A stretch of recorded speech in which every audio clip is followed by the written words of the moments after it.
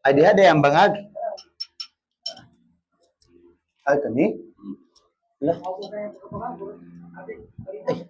Agi man sa kahoy. Ha? So muna siya guys ang atong na iskan no nga non-piros sulod aning bangag kani siya. So non-piros gyud atong makita diha guys.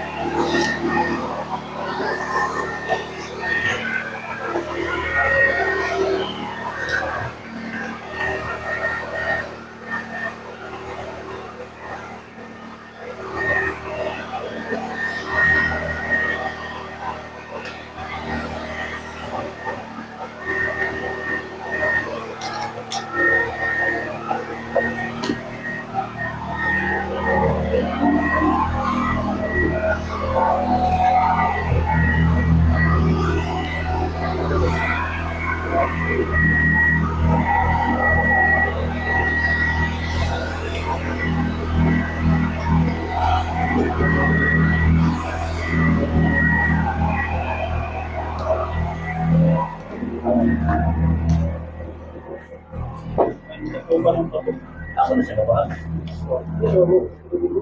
May dadal mag-alis na talaga bulan. Hangin dito. Hangin. Alo aga.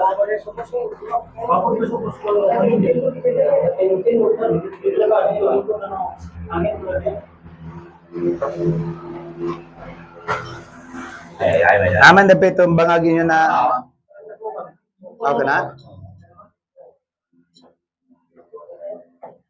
Atong kameraman. Ay diha day ang bangag. Ay kani. Lah. Agi man sa kahoy. Ha? Agi sa kahoy. Ala. Tanaw ang bangag bro. Tanaw ka niya. No, agi sa kahoy yo.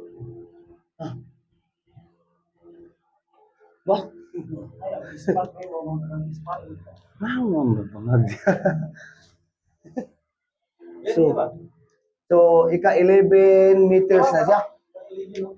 Muna siya 11 meters siya. Muna siya 10. Last pin yan. 9, 10, 11. So ika 11 meters muna dahil na siya nakuha. Ay na-discoveryhan bangag.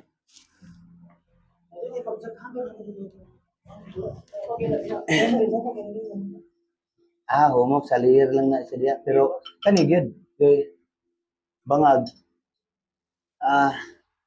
Mura siya og bangag sa kahoy. Kahoy ba nga nalata adipod? Dili. Hamis man siya so dili gyud siya kinaiyahan. Ha? Oh. Di kay basin og atrasig. Kani sibog daw ning kon be? Kaning wire. Kani daw yan.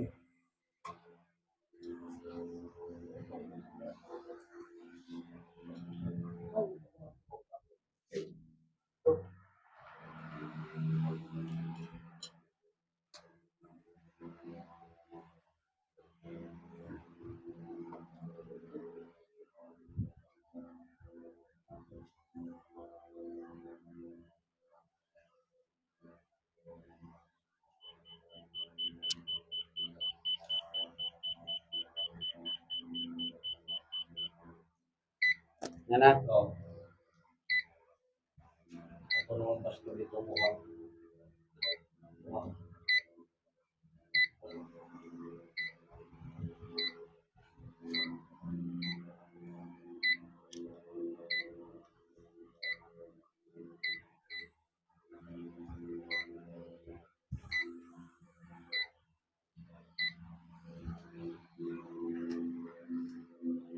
Talaga po na tanawa. Mura gyapon no. Magyapon siya. Bangag. Kita na yun. Magyapon. Bangag. Ako nang bangaga pero mabaw man siya ba? Mabara ba? Oo. No?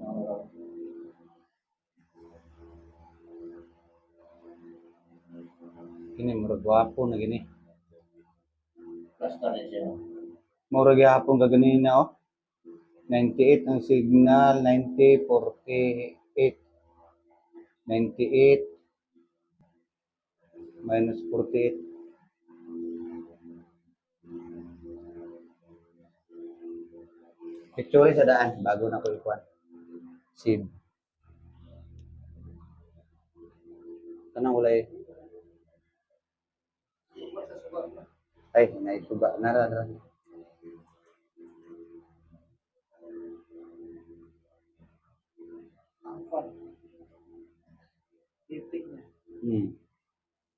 Yang naisum akong kamera ini man. Nara. Hindi siya mawala.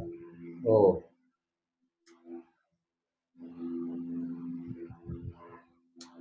Naa siya dari dapit. Oo. Dari oh. Dari Diri dapit kilid, ani kilid sa bangag. Oo. Bangag diri ang bangag. Naa siya dari sa kilid. Metal gini siya kay di man mawala.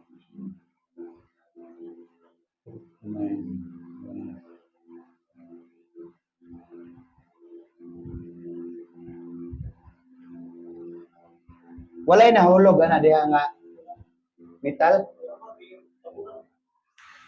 Amo oh. Sige. Kanila ato pangitaon. Naa sa sulod sa bangag man sa ubos. Lalom anak kaniyo. Tanawa ninyo. Kaya man po naglahi, di po sa ingon nga bato nga mineral kay wa may dili paredes pikas kilid ba nga magpula-pula. Kanin siya, siya pud isa. So naa sa sulod sa bangag. Oh, nasa sa ubos, lalom. Dili po ni siya ambot lang, di po di kakuan og di po ko kayong treasure box, basta kay metal siya, gamay man. Oh. Gamay man siya. So, di oh, solo man gid siya oh. Solo, ilay. Oh, agilain no. Sinay metal ana sulod sa bangag. Di ba ka ang yang abog ana ba? Nang yang sulod ba? Or ibulawan. Ato lang na i-check kay isib ko man eh. Mo scan gyapon ta didto. Oh. Aman tong kusog. Dire man tong kusog atong last ba? Dire. Sige. Mo ako lang nang i-save kay para mag-scan tas pikas kilid.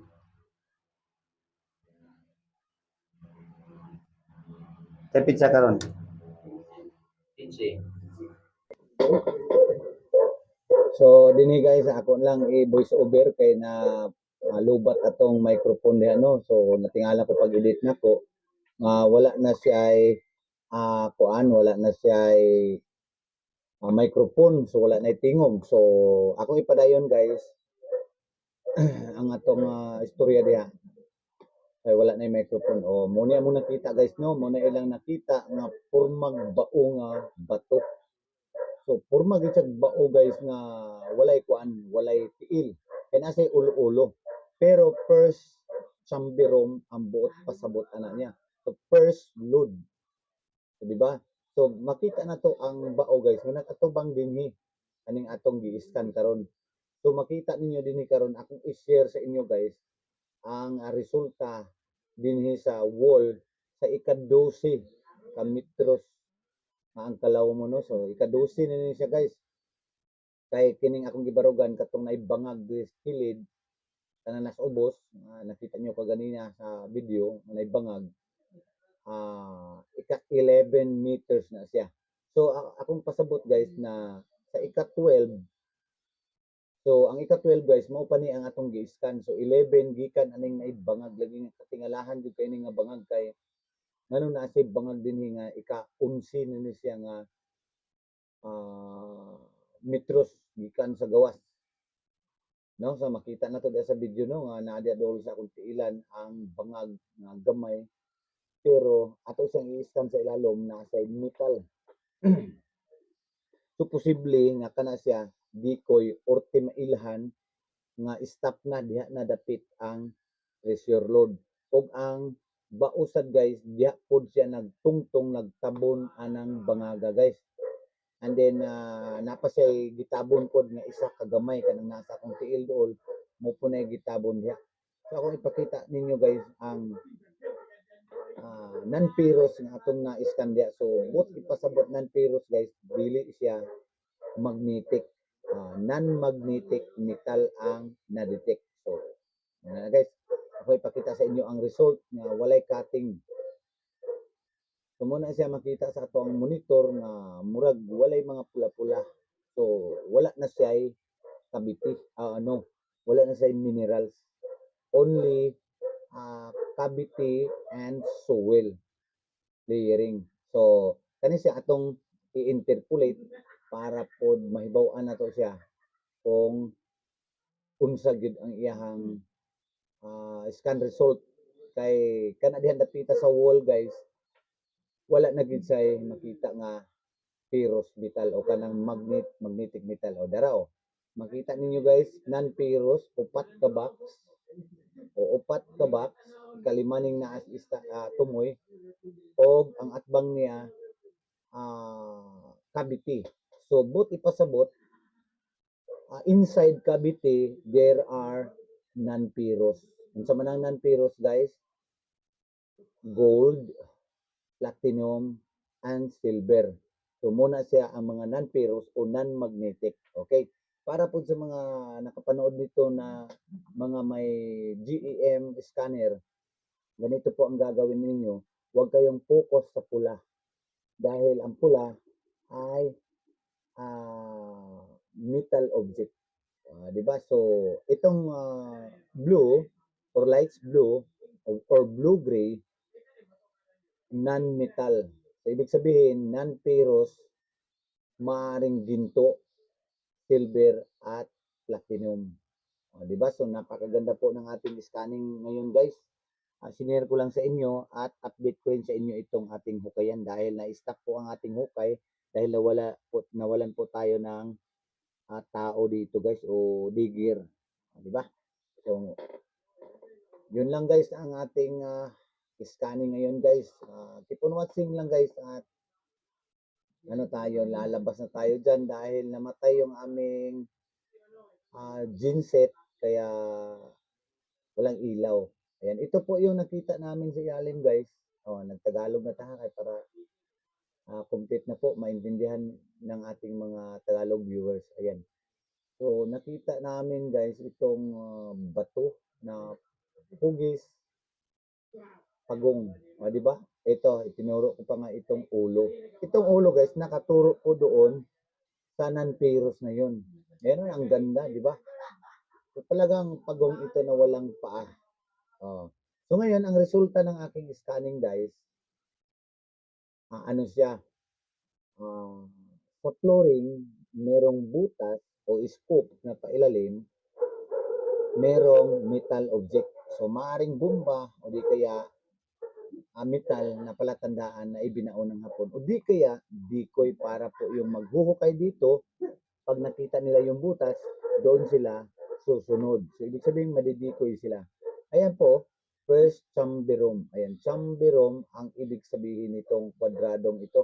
Pero may ulo nga siya. So, it looks like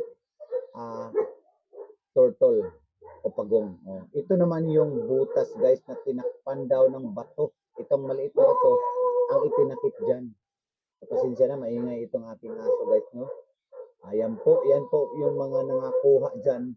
Tatlong parang mga boxes na bato.